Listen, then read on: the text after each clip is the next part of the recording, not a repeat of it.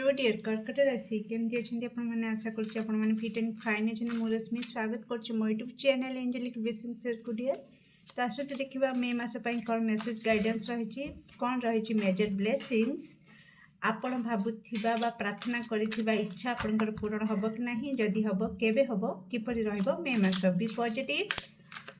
कर्कट राशि तो प्लीज एक्यूरेट आंसर दिंतु मे मास कौन मेसेज गाइडेंस रही कर्कट राशि व्यक्ति थैंक यू सो मच कर्कट राशि ओके नाइस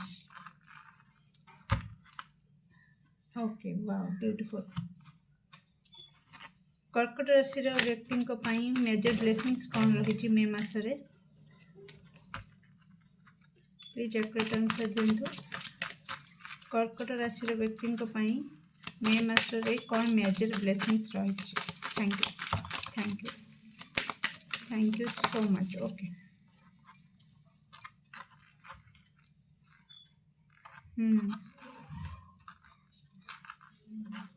कर्कट राशि व्यक्ति ओके प्लीज एक्यूरेट आंसर दिंतु कर्कट राशि व्यक्ति मे मास किपरि रहिबो okay thank you beautiful 9 of cups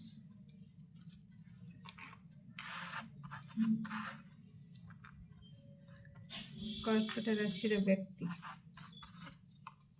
wow beautiful okay listen dear कर्कट राशि तो जदि हेल्थ इश्यू किछि आपणकर अछि आपण अनुभव करूछंती तो निश्चित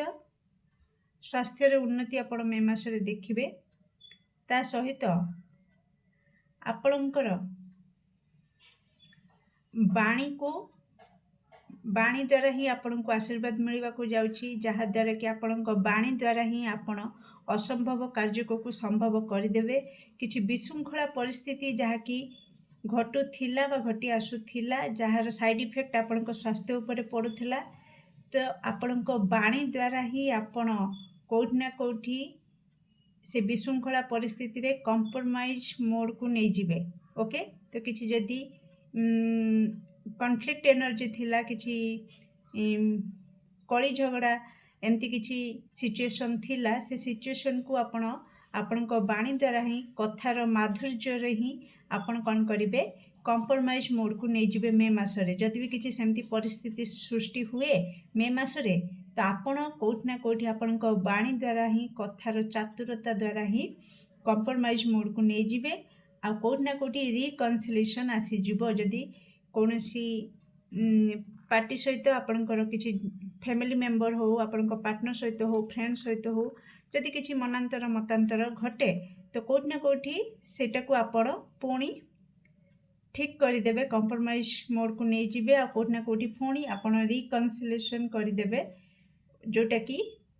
बहुत ही सुंदर कथा ओके आउ कोठी ना कोठी आपणकर बिजनेस कैरियर फील्ड रे उन्नति देखा दूची मे मासरे कहीं ना कारण आपण किछि योजना करूछंती आपणकर कैरियर रिगार्डिंग फ्यूचर को देखिकी किछि गोटे प्लान करूछंती आउ किछि बाहर को जाइकिना जो जगार रहिचंती सेठू दूर रे जाइकिना जदि किछि कैरियर स्टार्ट करिया पई चाहुचंती तो निश्चित सेथिरे आपणकर लक आपणकर साथ दबो आपण करिथिबा कर्म आपणकर भाग्य को तैयारी करबा से भाग्य रे आपण बहुत सारा माने आपणकर सबु इच्छा जेमती पूर्ण हैला भली आपण को लागिवो तो निश्चित जदि सेमती किछि आपणकर प्लान अछि तो निश्चित मे मास रे आपण स्टार्ट करि पारंती कारण मे मास रे कोठी ना कोठी आपणकर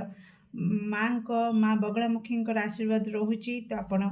बाणी द्वारा ही बहुत किछि काम हासिल करनेबे आउ आपण किछि प्लान भी जदि करूछंती तो निश्चित आपणकर भाग्य आपणकर सहित रहिबो मे मासरे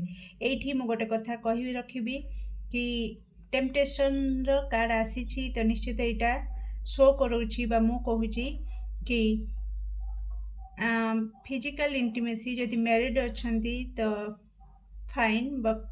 जदि आप अनमैरिड अच्छा सिंगल अच्छा कमिटेड रिलेशन अच्छा तो प्लीज निजको टिके कंट्रोल करके रखिए ओके डियर। तो आपन को बहुत सारा मे मासरे बहुत सारा साइन भी मिलिबो एंजल नंबर देखाई पारे किंबा किछि स्वप्न माध्यम रे आपन को किछि संकेत मिली पारे आपनकर भाग्य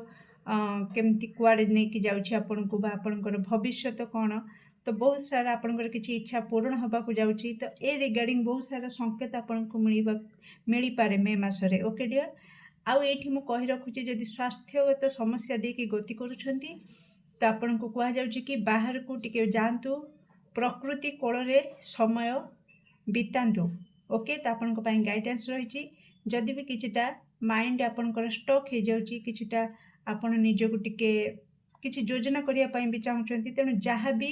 आपन करूछंती जो जगह रे रहउछंती सेठु टिके दूर को जांतु बाहर को जांतु आ प्रकृति कोଳରେ जहाँ निष्पत्ति नेबे तो सेटा आपन को सपक्ष रे रहिबो ओके डियर कर्कट राशि तो आपनकर इच्छा तो पूर्ण होबार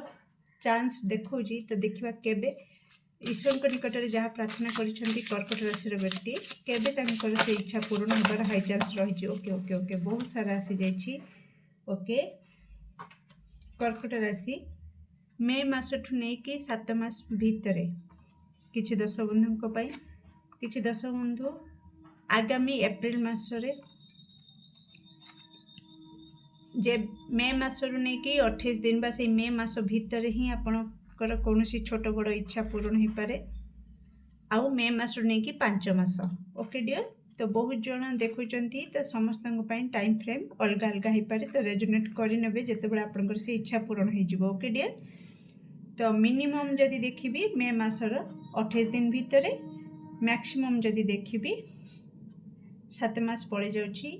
तो आर वर्ष एप्रिल को भी पड़ जाउछि तो मैक्सिमम टा एप्रिल ही निश्चित ओके कारण 1 ईयर पाखापाखि हो जाउछि ओके डियर तो केमती लगिला आपनकर रीडिंग निश्चित कमेंट सेक्शन रे आपनकर मूल्यवान मत को शेयर करिवे do like share and subscribe for more videos thank you so much.